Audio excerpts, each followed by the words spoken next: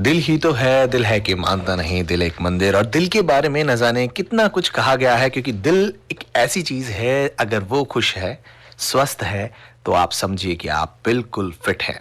इसीलिए जो हमारा हार्ट है, इसका ख्याल रखना बेहद ज़रूरी है। लेकिन कई बार क्या होता है कि नासमझी कह लें, या ये कह लें कि अगर हमारी जागरूकता थोड़ी सी कम होती है, या हम थोड़े से अवेयर नहीं होते हैं हमारी चीज़ों के प्रति, तो कभी कभी कुछ ऐसे सिम्टम्स हमारे दिल को नुकसान पहुंचा सकते हैं या हमारे स्वास्थ्य पर असर डाल सकते हैं, जिनकी वजह से कोई गंभीर समस्या भी बन सकती है। मीनवाइल जो ये अभी कोविड का टाइम चला, ये जो पैंडेमिक का दौर था, उसमें किस तरीके से हार्ट पे असर आया, किस तरीके से जो कोविड है ये हार्ट पे इफेक्ट करता है, या सिम्टम्स जो हैं सिमिलर हैं, किस तरीके से हार्ट एंड कोविड का बैलेंस कर सकते हैं, आज चर्चा करेंगे। इसी पे हमारे साथ हैं doctor Ruchi Gupta, senior heart specialist. Ma'am, बहुत बहुत स्वागत है आपका। Thank you. सबसे पहले बात की जाए कि जो कोविड है किस तरीके से हार्ट पे इफेक्ट करता है। देखिए, कोविड एक्चुअली एक वायरल इलनेस है जो मेनली लंग्स पर अफेक्ट करती है, और कुछ ऐसे केमिकल्स ये रिलीज करती है जिससे जो हमारा ब्लड है वो गाढ़ा हो जाता है। सो उसके वजह से जो हमारा पल्मोनरी आर्टेरियल ट्री है वहाँ पर भी कुछ खून के थक्के जमते हैं, और इसी तरीके से जो हार्ट की नाड़ियाँ हैं उनमें भी खून के थक्के जम सकते हैं। तो ये pulmonary thromboembolism, cardiac coronary thrombosis, ये डायरेक्टली कर सकता है कोविड। उसके अलावा कोई भी जब इन्फेक्शन बॉडी में होता है तो हार्ट की धड़कन बढ़ जाना, अगर हार्ट कमज़ोर है तो उसका फेलियर में जाना, ये कुछ और कॉमन चीज़ें हैं जो कोविड हमें एक हार्ट डिजीज जिनको ऑलरेडी है उन्हें, या जिन्हें नहीं भी है पहले उन्हें, ये प्रॉब्लम्स दे सकता है। किस तरीके से हार्ट अटैक का जो खतरा है क्या ज़्यादा बढ़ सकता है अगर किसी को कोविड है, या कोविड की वजह से हार्ट अटैक पे क्या असर आता है? देखिए, ऐसा है, बहुत सारे शुरुआत में ऐसे पेशेंट्स आए जिनको सांस की प्रॉब्लम थी, और उस समय इतना फियर था कोविड को लेके कि कई बार तो पेशेंट्स खुद ही हॉस्पिटल नहीं गए डर के मारे, और जो कुछ गए भी तो प्राइमरीली उनको कोविड ही सस्पेक्ट किया गया और कोविड का ही ट्रीटमेंट दिया गया। लेटर ऑन बाकी टेस्ट हुए तो मालूम चला कि उनको हार्ट अटैक था। शुरुआत में ये लगा कि हार्ट अटैक था, मिस हो गया और हमने कोविड ट्रीट कर दिया, लेकिन लेटर ऑन उनकी रिपोर्ट्स आई तो वो कोविड पॉजिटिव भी थे। इन सब चीज़ों को देख के ही डिटेल्ड इवैल्यूएशन हुई और मालूम चला कि हाँ, कोविड में भी खून गाढ़ा होने की वजह से लोगों को हार्ट अटैक आए हैं और आ सकते हैं। So this is one of the complications of Covid, जिसके अंदर खून गाढ़ा हुआ और हार्ट में भी अटैक जैसे लक्षण आए, या ये मानिए कि मेजर हार्ट अटैक्स भी आए लोगों को, और आ भी सकते हैं। जी, मतलब जैसे देख रहे हैं अभी कि सर्दी जो है अभी कभी कम कभी ज़्यादा या कभी बहुत ज़्यादा होती है, क्या ये जो वेदर फ्लक्चुएशन होता है इससे भी इफेक्ट होता है? वेदर फ्लक्चुएशन से हार्ट के मरीजों पे काफ़ी ज़्यादा इफेक्ट होता है, स्पेशली विंटर्स के अंदर। सर्दियाँ ज़्यादा होती हैं तो हार्ट की बॉडी की जो रिक्वायरमेंट है, वर्क और रिक्वायरमेंट, वो बढ़ जाती है। तो जो कमज़ोर हार्ट हैं उनको ज़्यादा काम करना पड़ता है, तो हार्ट फेलियर में जाने का इंसिडेंस बढ़ जाता है।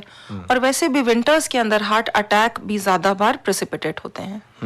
कोविड के सिम्टम्स अब इतनी चर्चा हो चुकी हैं, इतना लोगों के पता है, और हार्ट अटैक और हार्ट की जो प्रॉब्लम है उसके बारे में भी, इन दोनों के सिम्टम्स में क्या कोई सिमिलैरिटीज हैं, या किस तरीके से जो कोविड के सिम्टम्स हैं वो हार्ट के सिम्टम्स से मिलते हैं?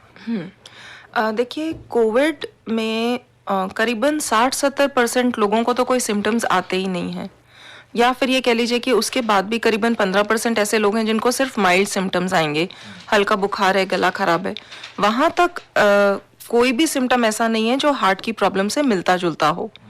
लेकिन जो मॉडरेट या सीवियर इंटेंसिटी के कोविड पेशेंट्स हैं, जिनको सांस की तकलीफ हुई है, जिनको चेस्ट पेन हुआ है, प्लूरल इफ्यूजन हुआ है, बॉडी में स्वेलिंग आई है, वो सब सिम्टम्स हार्ट डिजीज़ में भी आ सकते हैं। जैसे स्वेलिंग आई है तो हार्ट फेलियर के पेशेंट्स में आती है, सांस की प्रॉब्लम है अगेन हार्ट फेलियर में भी आती है, हार्ट अटैक में भी आती है, चेस्ट पेन हार्ट अटैक में आती है। तो ये वाले जो लक्षण हैं ये हार्ट अटैक के और कोविड पेशेंट्स के ऑलमोस्ट सिमिलर होते हैं, और इनमें हमें दोनों तरीके से टेस्ट कर कर ये देखना पड़ता है कि पेशेंट को प्राइमरीली प्रॉब्लम क्या है। अगर बात की जाए मैम कि किस तरीके से जो हमारा हार्ट है एक टर्म्स आता है हार्ट फेलियर। किस तरीके से हम खुद को सेफ रख सकते हैं इस तरह की प्रॉब्लम से? हार्ट फेलियर टर्म का मतलब है जब हार्ट एक नॉर्मल क्षमता से कम काम कर रहा है जी। और हमारे बॉडी को जितना ब्लड का रिक्वायरमेंट है, जितना ऑक्सीजन का रिक्वायरमेंट है, वो उसे सप्लाई नहीं कर पाता। ये एक जनरल टर्म है। इसके बहुत सारे कारण होते हैं। हार्ट अटैक की वजह से हार्ट कमजोर हो गया, बहुत लंबे टाइम तक ब्लड प्रेशर या ब्लड शुगर रहा तो धीरे धीरे हार्ट कमजोर हो गया। जी। थायराइड के पेशेंट्स हैं, अल्कोहलिक्स हैं, धीरे धीरे सबके हार्ट कमजोर हो जाते हैं। तो हार्ट फेलियर तो एक टर्म हो गया। अब उसमें हम किस तरीके से ऐसा कुछ करें कि हमें रोजमर्रा में फेलियर के लक्षण नहीं आए, सांस नहीं भरे, सूजन नहीं आए। तो उसके लिए हम लोग कुछ टिप्स देते हैं कि आप एकदम से बहुत ज्यादा खाना नहीं खाएं ताकि आपकी गट ओवरलोड नहीं हो जाए। एक्सेसिव एक्सरसाइजेज नहीं करें, वेट लिफ्टिंग नहीं करें, बहुत ज्यादा रनिंग नहीं करें, अपनी डाइट में नमक का सेवन कम करें ताकि आपकी बॉडी कम पानी रिटेन करे। ये कुछ जनरल प्रिकॉशंस हैं जो लें तो हम कार्डियक फेलियर के सिम्टम से, लक्षणों से बच सकते हैं। क्या कोई ऐसे सिम्टम्स आते हैं या कोई ऐसे सिम्टम्स नोटिफिकेशन होती है कि एक जो लेमन है, एक आम आदमी है, उसको ये रियलाइज हो कि मैं इस बीमारी की तरफ बढ़ रहा हूँ? क्योंकि लेटर ऑन क्या होता है, कई बार हम अनदेखा कर देते हैं या फिर पता नहीं चल पाता है और सिचुएशन बहुत आगे निकल जाती है। हार्ट फेलियर के लक्षणों में सबसे ज्यादा कॉमन है इनिशियली वीकनेस महसूस होना या चलने पर सांस भरना मेनली, या पैरों में सूजन आना। तो ये जो चीजें हैं कई बार हम नजरअंदाज कर देते हैं कि ओल्ड एज है, पैरों में तो सूजन आएगी, या वजन बढ़ गया है तो चलने में सांस तो भरेगा ही भरेगा, या कमजोरी को हम किसी भी और चीज के साथ जोड़ देते हैं कि खाना आजकल ठीक से नहीं खा रहे हैं या फास्ट कर लिया कुछ लोगों ने। तो इन सिम्टम्स को हम किसी ना किसी चीज से कोरिलेट कर कर नजरअंदाज कर देते हैं। बट अगर कोई इंसान, व्यक्ति अभी कुछ दिन पहले तक मान लीजिए 1 किलोमीटर चल पा रहा है और अब उसको उतना ही चलने में कमजोरी महसूस हो रही है या सांस भरने लगा है, तो डेफिनेटली उनको अपना चेकअप कराना चाहिए। ये early signs of cardiac failure हो सकते हैं। मैम, 3 पॉइंट्स पे डिस्कशन होता है, हार्ट डिजीज, हार्ट फेलियर और हार्ट अटैक। क्या इन तीनों में कोई समानता है या क्या अंतर है तीनों प्रॉब्लम्स में? देखिए, हार्ट डिजीज तो एक जनरल टर्म है कि नॉर्मल से कुछ भी अलग है हार्ट में तो वो हार्ट डिजीज है। वो वाल्व्स की वजह से हो सकती है, हार्ट में जो वाल्व होते हैं वो खराब हो गए तो वो वाल्वुलर हार्ट डिजीज है। अगर आर्टरीज बंद होने की वजह से हो गई तो वो कोरोनरी हार्ट डिजीज है। अगर रिदम की प्रॉब्लम हो गई, हार्ट की धड़कन की प्रॉब्लम है, तो वो एरिथमियाज रिलेटेड हार्ट प्रॉब्लम्स हैं। तो heart disease is a general terminology जिसके अंदर हार्ट का स्ट्रक्चर इफेक्ट हो सकता है, वाल्व्स और उसका function. Heart failure mainly term ये है कि हाँ, हार्ट कमजोर हो गया है, उसके कारण अलग अलग हो सकते हैं। वो स्ट्रक्चरल हार्ट डिजीज भी कारण हो सकता है कि वाल्व या अटैक की वजह से हार्ट फेलियर में गया है, या बचपन से हार्ट कमजोर है, या कोई कॉन्जेनाइटल डिजीज थी, कोई छेद था जिसकी वजह से हार्ट धीरे धीरे कमजोर होकर फेलियर में चला गया है। अब बारी आई हार्ट अटैक की। हार्ट अटैक एक ऐसा टर्म है जिसमें जो हार्ट को ब्लड सप्लाई करने वाली आर्टरीज हैं उनमें से किसी एक में खून का थक्का पहुंचने की वजह से वो आर्टरी 100% या 99% बंद हो गई और उस हिस्से को खून जाना बंद हो गया, जिसकी वजह से वो पार्ट ऑफ हार्ट डैमेज हो गया, डेड हो गया, और उसने ही हमें एक चेस्ट पेन, जो हम बोलते हैं कि हार्ट अटैक हुआ तो चेस्ट पेन हुआ, वो वाले लक्षण दिए। तो जब कोई नाड़ी 100% बंद होने की वजह से हार्ट के एक हिस्से को डैमेज करती है अक्यूट फॉर्म में, तो उसको हम अक्यूट हार्ट अटैक कहते हैं। अगर बात की जाए दिल की बीमारियों की, क्या क्या लक्षण है? देखिए, हार्ट अटैक और हार्ट फेलियर जैसा आपने बताया, अब दिल की बीमारी की बात करें तो क्या लक्षण होते हैं कि कोई ये रियलाइज करे कि मुझे इन 2 टर्म से अलग भी कोई और प्रॉब्लम हो सकती है? हार्ट से ही रिलेटेड आप जानना चाह रहे हैं? जी। ठीक है। जैसे कई लोगों को धड़कन की प्रॉब्लम होती है। सुबह उठे हैं तो एकदम से धड़कन तेज हो गई, थोड़ा सा चले तो धड़कन बढ़ गई। तो कई बार ये प्रॉब्लम वाल्वुलर हार्ट डिजीज में होती है, वाल्व्स खराब होते हैं, या शरीर पे सूजन आ रही है, मुंह पे स्वेलिंग आ रही है, तो उसमें भी वाल्व की प्रॉब्लम हो सकती है। दूसरा, कई लोगों को अचानक से जैसे कॉफी पिया या ज्यादा अल्कोहल हो गया तो एकदम से धड़कन तेज हो गई, साथ में पसीने आए, बेहोशी जैसा लगा, और फिर हो सकता है आधे घंटे में 1 घंटे में वो नॉर्मल भी हो गए। उनको अलग से पैल्पिटेशंस हो रही हैं जिसका हमारे पास कोई रीजन नहीं है, तो वो एक एरिथमिया अपने आप में एक प्रॉब्लम है, कोई फॉल्स ट्रैक्स बने हुए हैं हार्ट में जिसमें उनका गलत रास्ते से उनका जो नॉर्मल कंडक्शन होना चाहिए वो गलत तरीके से हो रहा है और उनको एरिथमियाज हो रहे हैं। तो अगर आपको किसी भी एबनॉर्मल धड़कन का एहसास हो, एबनॉर्मल वीकनेस का एहसास हो, ये सब चीज़ें हार्ट फेलियर या हार्ट अटैक से अलग होकर भी हार्ट डिजीज हो सकती हैं। तो इनके बारे में हमें ज़रूर ध्यान देना है। जी, एक पॉइंट आपने बताया कि जो हार्ट की जो बीट्स हैं वो फ्लक्चुएट होती हैं। कई बार ऐसा होता है कि बहुत ज़्यादा वर्क कर लिया है, जैसे अगर हम एक्सरसाइज की बात की जाए तो बहुत हैवी एक्सरसाइज कई बार कर ली जाती है, जो हम केसेस कई बार सुनते भी हैं कि एक्सरसाइज के दौरान ही किसी को अटैक आ गया है या किसी को ऐसी प्रॉब्लम हो गई है। किस तरीके से ये जो प्रॉब्लम है इसको नॉर्मल और ये एबनॉर्मल इस कैटेगरी में हम रख सकते हैं? क्योंकि कई बार ऐसा होता है हम बहुत ज़्यादा रनिंग करके आए हैं और हमारा हार्ट एकदम से हाई बीट्स हो रही हैं और फिर थोड़ी देर में नॉर्मल हो जाता है, और कई बार ऐसा होता है कि बहुत हाई बीट्स हो रही हैं और वो फिर एक प्रॉब्लम क्रिएट हो गई है। तो ये जो दोनों में अंतर है ये कैसे? मैंने बहुत सारे ऐसे पेशेंट्स भी देखे हैं जो नॉर्मली जिमर्स हैं या ट्रेनर्स हैं और उनको भी फिजिकल एक्टिविटी के दौरान हार्ट अटैक्स आए हैं। सो 100% कैटेगराइज करना किसी के लिए भी पॉसिबल नहीं है, लेकिन ये ज़रूर है कि अगर कोई भी हमने एक्टिविटी की एक सर्टेन लेवल के बाद, मतलब एक्सेसिव एक्सरसाइज कर रहे हैं हम, तो हमारी धड़कन और ब्लड प्रेशर दोनों बढ़ते हैं, लेकिन जब हम रेस्ट पे आ गए तो 3 से 5 मिनट में वो चीज़ सेटल हो जाती है। अगर आपकी ये धड़कन की प्रॉब्लम या स्वेटिंग हो रही है एक्सेसिव ये प्रॉब्लम, या आपको कुछ हैवीनेस फील हो रहा है चेस्ट में या घबराहट आ रही है, ये प्रॉब्लम्स एक्सरसाइज बंद करने के भी 3 से 5 मिनट में सेटल नहीं हुई तो हमें एक रेड अलर्ट मान लेना चाहिए उसको, and we should try to consult somebody but not panic at the same time. ऐसा नहीं हो कि हम खुद ही भाग के कहीं जाने की कोशिश करें, तो हम अपने हार्ट को जो ऑलरेडी एक बॉर्डरलाइन वर्ज पर है किसी प्रॉब्लम के, उसको हम दोबारा से फिजिकल या मेंटल स्ट्रेस नहीं दें। But yes, we should be at rest at the same time. हमें कोशिश करके किसी ना किसी मेडिकल एड को अपने पास बुलाना चाहिए। अगर कारण की बात की जाए तो क्या मेनली रीजन होते हैं इस तरह की बीमारियों के या इस तरह प्रॉब्लम्स के? मेनली हेरिडिटी होती है, लाइफस्टाइल इश्यूज होते हैं।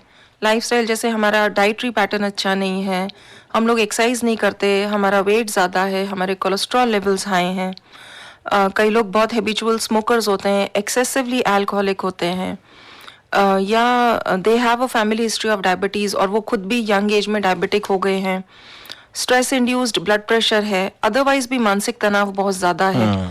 तो इन सब चीज़ों की वजह से इनमें से अगर कोई भी रिस्क फैक्टर आपको है या और ज़्यादा, मतलब एक से ज़्यादा रिस्क फैक्टर्स हैं, तो ये मल्टीप्लाई होते जाते हैं।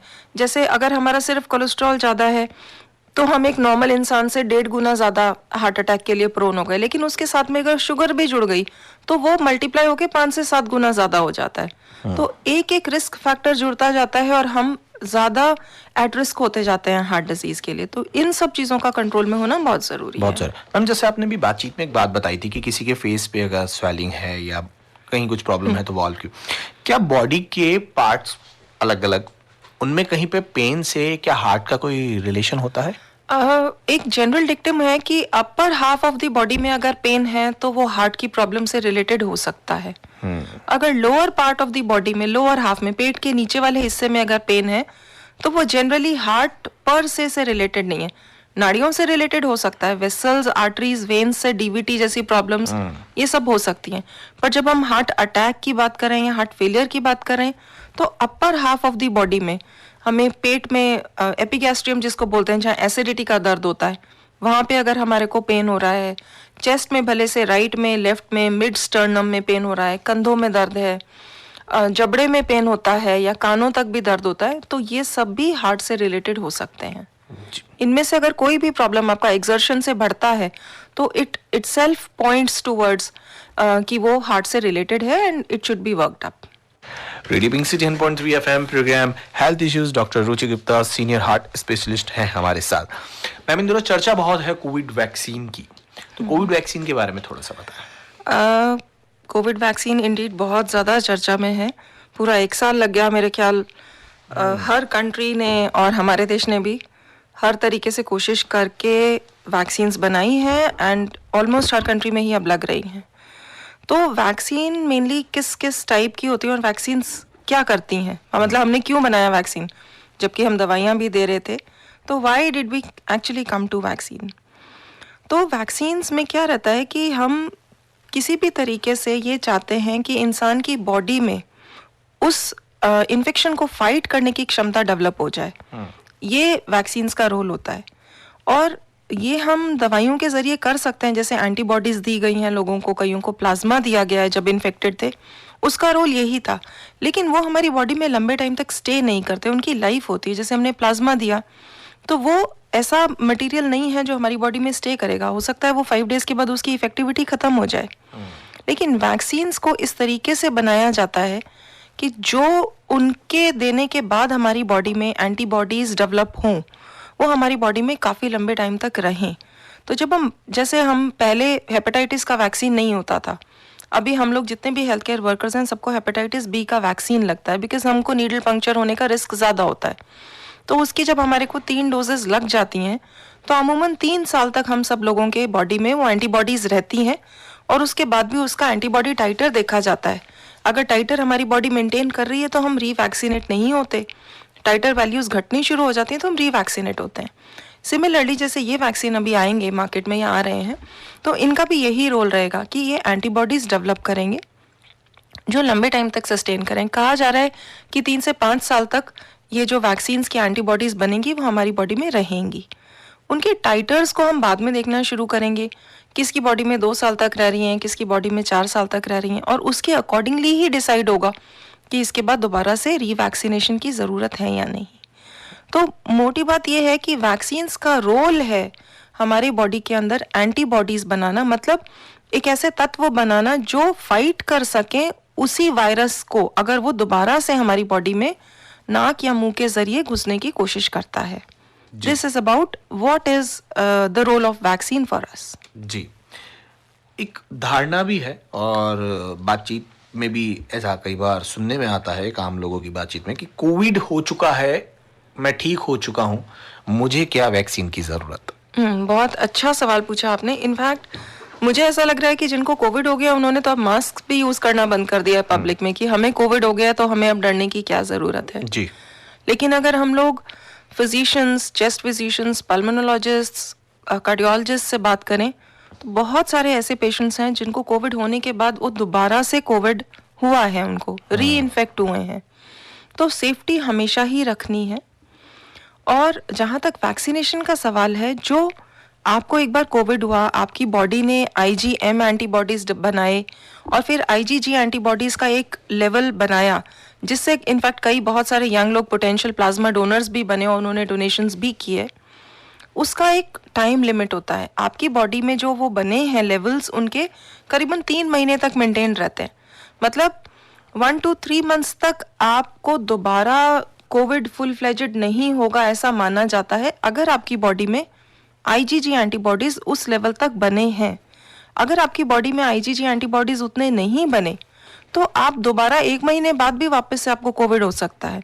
बहुत सारे ऐसे पेशेंट्स हैं जिनको कोविड हुआ, लक्षण हुए, लेकिन उनकी बॉडी में एंटीबॉडीज नहीं बने, उनके IgM IgG टेस्ट कभी भी पॉजिटिव नहीं आए, लेकिन उनके क्लिनिकल सिम्टम्स हमेशा कोविड से मिलते जुलते थे। तो शायद उनकी बॉडी इतना तो फाइट कर पाई कि कॉलोनी बहुत बड़ी नहीं बनी और वो गंभीर रूप से बीमार नहीं पड़े, लेकिन उनकी बॉडी ने एंटीबॉडीज उतनी ज़्यादा नहीं बनाई कि उनको फ्यूचर प्रोटेक्शन दे पाए।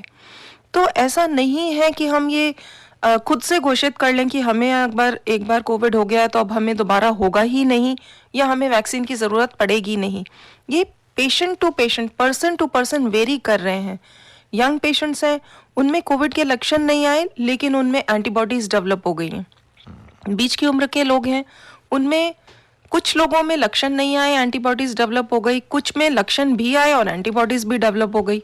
लेकिन जो ओल्ड पेशेंट्स हैं, जिनकी इम्यूनिटी थोड़ी कम होती है, उनमें से बहुत सब ऐसे लोग होंगे जिन्होंने कोविड को फाइट तो कर लिया, वो बच तो गए, लेकिन उनकी बॉडी ने एंटीबॉडीज नहीं बनाए उतने कि उनको फ्यूचर प्रोटेक्शन मिल सके। So it will vary from age to age and person to person कि किनको ज़रूरत है। और अभी हमारा कंट्री इतना बड़ा है, इतनी वास्ट पॉपुलेशन है कि हम एक एक इंसान का एंटीबॉडी टाइटर करके ये देख नहीं सकते कि इनको वैक्सीनेशन की ज़रूरत है या नहीं है। जब मास वैक्सीनेशन होता है तो 99% लोगों को ज़रूरत होती है, 1% लोग हो सकता है ऐसे हों जिनको नहीं भी ज़रूरत हो, पर वो वैक्सीनेट हो जाए तो उन्हें नुकसान नहीं होता, हमेशा कोई ना कोई फ़ायदा ही होगा। जी, लेकिन अगर मैम बात की जाए, क्या इसका कोई प्रोटोकॉल है, क्या कोई टर्म्स हैं, लाइक कि एज कहीं इफेक्ट करता है या कोई any other issue? Age definitely affect करता है। 65 एंड अबव वाले लोगों में हम ये मानते हैं कि उनकी बॉडी उतनी ज़्यादा इफेक्टिवली एंटीबॉडीज़ नहीं बनाती, और साथ में अगर आप डायबिटिक हैं या आप पहले से हार्ट पेशेंट हैं या आप किडनी पेशेंट हैं या आप किसी कैंसर से ग्रस्त हैं जिनमें आपको कुछ ऐसी दवाइयाँ चल रही हैं, जैसे कई लोगों को आर्थराइटिस होता है, बहुत लंबे टाइम तक रूमेटॉइड आर्थराइटिस गठिया की दवाइयाँ खा रहे हैं, या किडनी की कोई प्रॉब्लम है, तो उन दवाइयों में उनकी इम्यूनिटी घट जाती है, तो वो लोग भी ज़्यादा प्रोन हो जाते हैं बीमारी के। तो ये वो वाली एज ग्रुप ज़्यादा होना या इन बीमारियों से ग्रसित होना, तो आप कोविड के लिए ज़्यादा प्रोन हो जाते हैं, और डेफिनेटली इसमें भी आपको वैक्सीनेशन की ज़रूरत पड़ेगी, बट डिपेंडिंग अपॉन आप किस बीमारी से ग्रसित हैं डिफरेंट वैक्सीन रहेगा। जी, radio Pink City 1.3 FM programme health issues. Ma'am, जितनी विस्तृत जानकारी आपने दी और इतनी सारी चर्चा हमने करी इस सब्जेक्ट पे, उससे संबंधित एक सवाल हमारे श्रोताओं के लिए, जो कि इनामी सवाल है, मैं चाहूँगा वो सवाल आप श्रोताओं से पूछें। मैंने अभी आपसे बहुत सारी चीज़ें डिस्कस की हैं। हमने कोविड से रिलेटेड हार्ट के लक्षण डिस्कस किए, हमने हार्ट की प्रॉब्लम्स पर से डिस्कस की, और हमने वैक्सीन्स डिस्कस किए। तो मेरा आप सब लोगों से ये सवाल है कि वो कौन से लक्षण मैंने बताए थे जो कोविड में भी हो सकते हैं और हार्ट की प्रॉब्लम में भी हो सकते हैं, उनको आप प्लीज़ बताइए। बिल्कुल, आपको बताना है वो कौन से सिमिलर लक्षण हैं जो कोविड में भी हो सकते हैं और हार्ट डिजीज में भी हो सकते हैं। नंबर वही 2200-700-700-800। और अगर आपके मन में है कोई भी सवाल जो पूछना चाहते हैं, आप हमसे पूछ सकते हैं इन्हीं नंबर्स पे 2200-700-700-800। Radio Pink City 100.3 FM programme health issues. Doctor Ruchi Gupta senior heart specialist हैं हमारे साथ। मैम, आपने एक सवाल पूछा था कि कौन से ऐसे लक्षण हैं जो सेम हैं कोविड और हार्ट प्रॉब्लम्स में। देवेंद्र शर्मा ने जवाब दिया, सांस भरना, सीने में दर्द, घबराहट, ये इस तरीके के सिम्टम्स हैं जो कोविड में भी हो सकते हैं और हार्ट की प्रॉब्लम में भी हो सकते हैं। तो आई थिंक ये सवाल बिल्कुल सही जवाब दिया आपने। हाँ। यही वो लक्षण है जो हार्ट की प्रॉब्लम में भी और कोविड में भी हो सकते हैं। ये बन गया हमारे शो के पहले विजेता। इनको पुरस्कार दिया जा रहा है डॉक्टर वीरेंद्र लेजा Fico surgery centre talk road Jaipur की ओर से। साथ ही सुशीला दत्ता जी का एक सवाल की 70 इयर्स की इनकी उम्र है, 70 साल की उम्र है इनकी। 2 महीने पहले इन्हें कोविड हुआ था, इन्हें बीपी ऑर्थो की भी प्रॉब्लम है। अब इनका सवाल ये है कि अभी तक इनका ना तो स्मेल जो है वो वापस आई है और ना टेस्ट वापस आया है। देखिए, नॉर्मली 6 हफ्ते तो कम से कम लगते ही हैं इन सब सिम्टम्स को ठीक होने में, टेस्ट की प्रॉब्लम, क्योंकि हमारे जो रिसेप्टर्स होते हैं जहाँ से हम स्मेल ले सकते हैं, टेस्ट ले सकते हैं, वो सब खराब हो जाते हैं, डैमेज हो जाते हैं इन इन्फेक्शंस में, इसीलिए ये लॉस होता है। तो इनको रिजुविनेट होने में टाइम तो लगता है। अमूमन हम 6 हफ्ते बोलते हैं, लेकिन 3 महीने भी लग सकते हैं। तो आई डोंट थिंक आपको कुछ वरी करने की ज़रूरत है, अनलेस वहाँ पे कोई ग्रोथ हो रहा है, आपको कोई फंगल इन्फेक्शन जैसे लक्षण दिख रहे हैं, कुछ लाल पैचेस हैं, तो आपको ENT डॉक्टर या चेस्ट के डॉक्टर से कंसल्ट करना चाहिए। अदरवाइज अभी आप वेट कर सकते हैं। साथ ही राजेश जी का भी एक सवाल कि बाईपास सर्जरी अगर किसी को हुई है, क्या उसके बाद दोबारा हार्ट अटैक आ सकता है?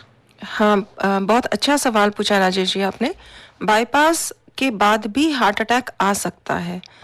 उसका कारण ये है कि हार्ट अटैक अगर किसी इंसान को आया है, मतलब उसकी बॉडी में खून गाढ़ा होने या खून का थक्का जमने की प्रोबेबिलिटी ज़्यादा है, तो वो इंसान वैसे भी 10 टाइम्स ज़्यादा एट रिस्क हो जाते हैं लकवे के लिए और हार्ट अटैक के लिए। बाईपास कराना या एंजियोप्लास्टी कराना उस समय तक के ब्लॉकेजेस का इलाज कराना हुआ कि आपको जब हार्ट अटैक आया या आपको एंजाइना हुआ तो आपकी कितनी नाड़ियों में 80, 90, 100% ब्लॉकेजेस थे, उसी हिसाब से आपका इलाज हो गया, या तो आपकी एंजियोप्लास्टी हो गई या आपका बाईपास हो गया। लेकिन आपका लाइफस्टाइल, आपका मेडिकेशन इन रिस्क्स को कम कर सकता है, लेकिन जीरो नहीं कर सकता। तो दोबारा हार्ट अटैक हर उस इंसान को आ सकता है जिसको पहले हार्ट अटैक आया है, चाहे आपने उसका इलाज कराया या नहीं, या किसी नॉर्मल इंसान को भी आ सकता है। जितना बेहतर आप अपने लाइफस्टाइल को रखेंगे और जितना प्रॉपर्ली आप मेडिसिन को फॉलो करेंगे, उतना ही कम रिस्क रहेगा आपको फ्यूचर में हार्ट अटैक आने का। साथ ही रोहित जी के भी सवाल, एक्चुअली 3 सवाल हैं छोटे छोटे। पहला सवाल ये कि अगर कोई रिमोट एरिया में है और अगर उसको इस तरह की कोई प्रॉब्लम आ जाती है, लाइक हार्ट अटैक आ गया है, तो क्या फर्स्ट एड होना चाहिए? देखिए, अगर आप रिमोट एरिया में हैं तो सबसे पहले जो भी आसपास आपके छोटा हॉस्पिटल या क्लिनिक जो भी लगता है, वहाँ जाकर हम डिस्प्रिन की गोली लेते हैं। और आजकल खून पतला करने का, खून के थक्के को हिलाने के जो इंजेक्शंस आते हैं वो इस किस्म के आ गए हैं कि जिनको आईसीयू मॉनिटरिंग नहीं भी मिले तो उनको एम्बुलेंस में भी लगा दिया जाता है। छोटे से कस्बे से अगर आप सिटी की तरफ आ रहे हैं, रास्ते में भी हम वो इंजेक्शंस दे देते हैं ताकि आपका केस कॉम्प्लिकेट होने से बच जाए। और जैसे ये इंजेक्शंस का नाम होता है रेटिप्लेस, स्ट्रेप्टोकाइनेज, इन सबको एम्बुलेंसेज में लगा दिया जाता है और एम्बुलेंस स्टाफ और एम्बुलेंस में चलने वाले डॉक्टर्स इनको लगाने के लिए ट्रेंड होते हैं। बस आपको कोशिश ये करनी है कि जो नज़दीक से नज़दीक आपको सर्विसेज अवेलेबल हों दवाइयाँ देने के लिए, इंजेक्शंस के लिए, उनको आप ले लें। आप ऐसे नहीं करें कि हम फर्स्ट एड भी गांव में नहीं लेंगे और हम सीधा शहर भागेंगे, तो आप वो पोटेंशियल 3-4 आवर्स अपने वेस्ट कर देते हैं और उस दौरान आपका हार्ट डैमेज हो जाता है। इनका एक और सवाल कि क्या ये जो प्रॉब्लम होती है वंशानुगत होती है, हार्ट अटैक या हार्ट से जुड़ी हुई जो भी समस्याएं होती हैं जी, क्या ये वंशानुगत होती हैं? क्या ये एक से दूसरे में आ सकती हैं? ऐसा नहीं होता, कंटेजियस नहीं है ये डेफिनेटली, लेकिन हेरिडिटी में ट्रैवल करती हैं। अगर आपके पेरेंट्स को जल्दी उम्र में हार्ट अटैक आया है, मतलब 45 साल से कम उम्र में किसी मेल को या 55 साल से कम उम्र में किसी फीमेल को आपके परिवार में हार्ट अटैक आया है, तो उसको हम स्ट्रॉन्ग फैमिली हिस्ट्री में गिनते हैं। वो ज़रूर आप में ट्रेवल कर सकता है नेक्स्ट जनरेशन में, लेकिन ऐसे नहीं होता कि आपको अटेंड करने वाले किसी इंसान को आपकी वजह से हार्ट अटैक आ जाएगा। एक और सवाल इनका बहुत ही छोटा सा लेकिन बहुत इंपॉर्टेंट है आज के टाइम, क्योंकि लोग वैक्सीन को लेके घबराहट बहुत रख रहे हैं, घबरा रहे हैं। तो किस तरीके से एज अ डॉक्टर आप उनका जो मेंटल स्टेट है और उनको पॉजिटिव पॉइंट पे कैसे बता सकते हैं? मुझे ऐसा लगता है इस पूरे ही कोविड पैंडेमिक में, क्योंकि इसने बहुत वास्ट मेजॉरिटी ऑफ पॉपुलेशन को अफेक्ट किया है, तो ऑब्वियसली इसका कवरेज बहुत ज़्यादा हुआ है टीवी पे, रेडियो पे, मतलब कोई भी ऐसी जगह नहीं थी जहाँ पे इसके बारे में इंफॉर्मेशन नहीं दी जा रही है। जी।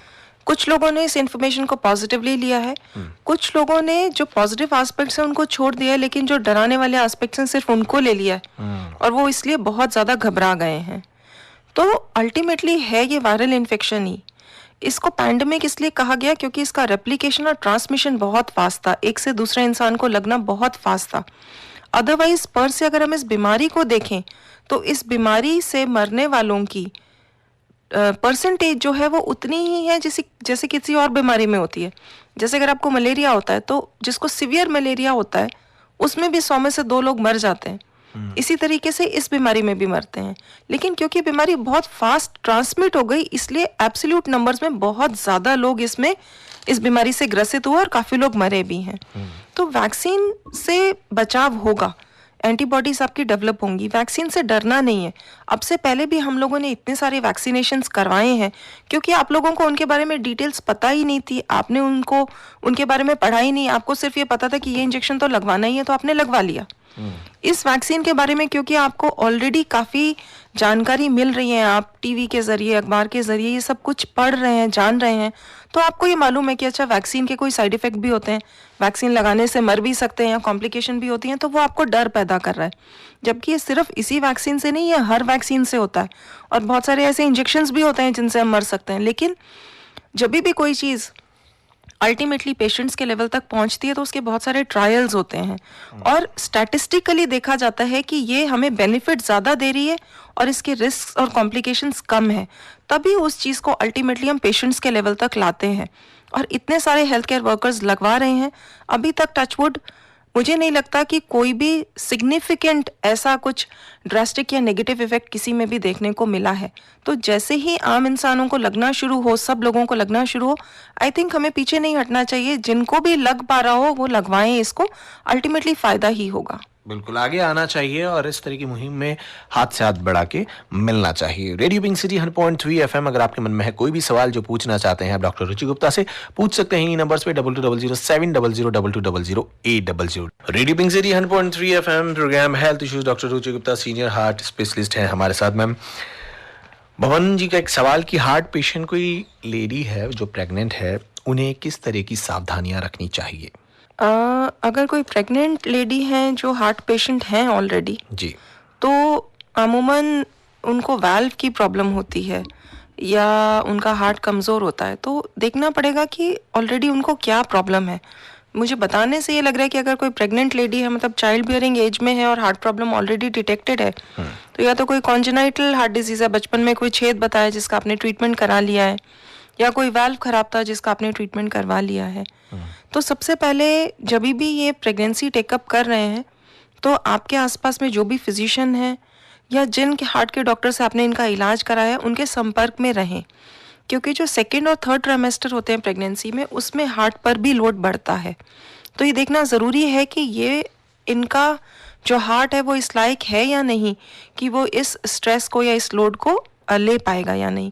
तो पहले इवैल्यूएट करवाएं, और अगर आपको ग्रीन सिग्नल मिल चुका है कि हाँ सब ठीक है, you can go ahead with the pregnancy, तो all throughout the pregnancy सिर्फ ये चीज़ का ध्यान रखें कि नमक एक्स्ट्रा नहीं लें ये, ताकि शरीर में एक्स्ट्रा पानी इकट्ठा नहीं हो, सोजन ज़रूरत से ज़्यादा नहीं बढ़े और सांस की प्रॉब्लम नहीं आए, और बुखार से बचें, खून की कमी नहीं होने दें।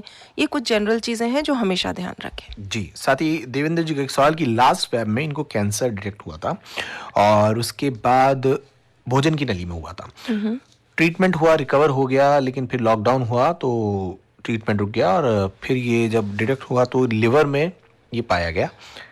इनका सवाल ये कि क्या ये जो वैक्सीन है इस बॉडी पे असर करेगी? देखिए, आपका जो क्लिनिकल सिनेरियो है उसको हम मेटास्टेटिक स्टेज ऑफ कैंसर बोलते हैं, जो पूरे शरीर में फैल जाता है इंक्लूडिंग लिवर। तो अभी आपको जो दवाइयाँ दी जा रही होंगी कैंसर को रोकने के लिए, वो ऐसी स्ट्रॉन्ग मेडिसिन होती हैं जो बॉडी की इम्यूनिटी को कम कर देती हैं। ऐसी सूरत में ये वाले वैक्सीन्स आपके लिए शायद एडवाइजेबल नहीं रहेंगे। आप अपने ट्रीटिंग ऑन्कोलॉजिस्ट और ऑन्कोसर्जन से पहले बात करेंगे, उससे पहले ये वैक्सीन्स मत लगवाइए, because they can do harm to you. एक और वैक्सीन्स डेवलप हो रहे हैं अभी, जो उन कैटेगरी ऑफ पेशेंट्स में जिनकी इम्यूनिटी कम है, उनमें लगवाए जाएंगे, ताकि उनको वो फ़ायदा दें और सेफ भी रहें उनके लिए। जी, साथ ही अमन का एक सवाल कि करीबन 15 साल से उनको नज़ला ज़ुकाम रेगुलर है, जिस वजह से उनके पेन भी होता है। तो क्या ये जो रेगुलर पेन रहता है कहीं ना कहीं सिम्टम है या जस्ट अ नॉर्मल थिंग?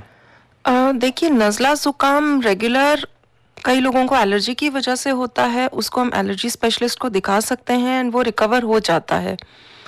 उसके साथ चेस्ट पेन तब होता है अगर हमको बराबर खांसी रहती है, तो अगर बराबर खांसी नहीं रहती है तो ये चेस्ट पेन का क्या कारण है ये इवैल्यूएट करना चाहिए। ज़रूरी नहीं है कि ये नज़ले की वजह से ही हो सकता है कुछ और हो जिसे हम नज़रअंदाज कर रहे हों। जी मैम, वैक्सीन के टाइप्स की बात की जाए तो क्या क्या प्रकार हैं? देखिए, अभी जो 2 वैक्सीन्स आए हैं जो सब हेल्थ केयर वर्कर्स को लग रहे हैं, एक है कोविशील्ड और एक है कोवैक्सीन।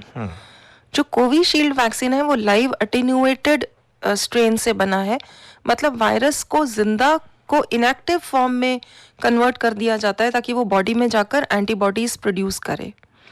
दूसरा है कोवैक्सीन, जो डेड वायरस से बना है, मतलब वायरस को मार दिया गया है लेकिन उसको इस फॉर्म में प्रिजर्व किया है कि वो हमारी बॉडी में जाके एंटीबॉडीज फिर भी बना पाए। तो देखा जाए तो जो कोवैक्सीन है, क्योंकि उसमें लाइव स्ट्रेन्स नहीं है, तो उसका सेफ्टी थोड़ा बेटर होना चाहिए, और लॉन्ग टर्म रिजल्ट्स इसके अभी अवेलेबल नहीं है कि आपको इम्यूनिटी कितनी देगा। जो कोविशील्ड है वो लाइव वैक्सीन है, उसके हमारे पास ऑलरेडी डेटा है कि हाँ मोर देन 90% उसने एंटीबॉडीज़ बनाए हैं और लोगों को सेफ किया है। तो दोनों के ही अपने कुछ प्लस और कुछ माइनस हैं, लेकिन ओवरऑल दोनों ही आपकी बॉडी में एंटीबॉडीज़ डेवलप करेंगी। ये दोनों ही वैक्सीन्स उन लोगों के लिए हैं जिनकी बॉडी में एंटीबॉडीज़ बनाने की क्षमता है, मतलब वो इम्यूनोसप्रेसेंट ड्रग्स पे नहीं है, बहुत ज़्यादा कमज़ोर या फ्रेल नहीं है, बहुत ज़्यादा ओल्ड नहीं है।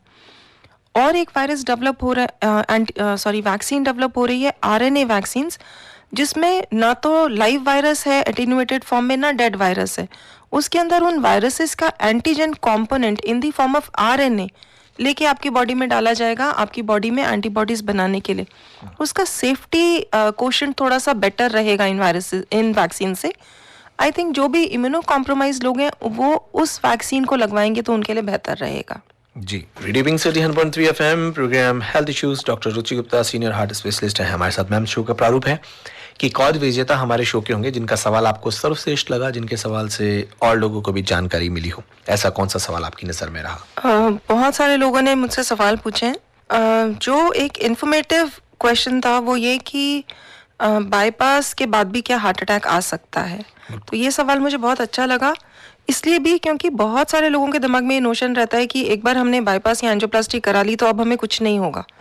तो ये सवाल बहुत ही अच्छा था और मैंने कोशिश की है इसका ऐसा जवाब देने की ताकि आप सब लोग थोड़ा सा अलर्ट रहें और अपना लाइफस्टाइल मॉडिफाई करते रहें। बिल्कुल, ये सवाल पूछा था राजेश ने, ये बन गया हमारे शो के दूसरे विजेता। इनको भी पुरस्कार दिया जा रहा है डॉक्टर वीरेंद्र लेजा, phaco surgery centre, talk road, Jaipur की ओर से। और साथ ही हमारे शो के दोनों विजेताओं को मैं एक नंबर बता रहा हूँ, ये नंबर आप ध्यान से सुनिए। इस नंबर पर आपको अपना नाम लिख के मैसेज करना है। नंबर है 9414345895। नंबर एक बार फिर सुन लें, 9414345895।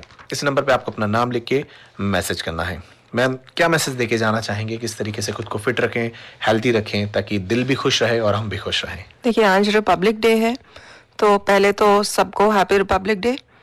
और मेरी तरफ से, क्योंकि मैं हार्ट स्पेशलिस्ट हूँ, मैसेज एक ही रहेगा कि सिर्फ मेडिसिन पे डिपेंड नहीं करें, अपने लाइफस्टाइल को अच्छा रखें, क्योंकि एक बार आपको अगर डिजीज आ जाती है तो उससे बचाव करना दोबारा वो थोड़ा कठिन है। लेकिन अगर हम शुरुआत ही अच्छी रखें, शुरू से ही अपने को इतना फिट रखें कि हमें हार्ट प्रॉब्लम्स कम से कम हो, तो वो बेहतर रहेगा।